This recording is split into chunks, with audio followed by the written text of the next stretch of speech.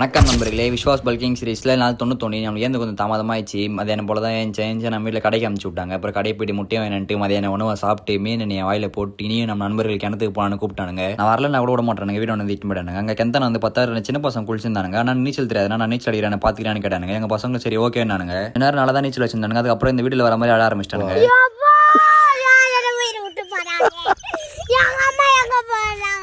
அதுக்கப்புறம் அந்த சின்ன பசங்களை மேலே ஏற்றி வீட்டுக்கு அமிச்சிட்டு எங்கள் பசங்க குதிக்கிற வீடியோ எடுனானுங்க. அவங்களை வீடியோ எடுத்துருந்தேன். அது அப்படியே மேட்ச் ஆரம்பிச்சிச்சு. மேட்ச் பார்க்க ஆரம்பிச்சிட்டேன். சரியான மேட்ச் இன்னைக்கு. டிசி தரமானானுங்க. நாங்களும் குறைஞ்சவங்க பஞ்சாப் அதோடு செம்மையானானுங்க. மேட்ச் பார்த்துன்னு இருக்கும்போது வீடியோ பார்த்தா நண்பர் இந்த பாட்டில் வர மாதிரியே உட்காந்துக்கிறாரு. பணத்துக்காக என் மனச மறந்து அவன் கூட போனியே. அதுக்கப்புறம் அங்கே வந்து எல்லாருமே கிளம்பியாச்சு நண்பர்களே. நான் என் நண்பர் ஆட்டோ எடுத்து வந்தான். அவங்க கூட ஏறி ஆட்டோவில் வந்துட்டேன். வாலிபால் விளாண்டு எடுத்து வந்து விட்டுறான்.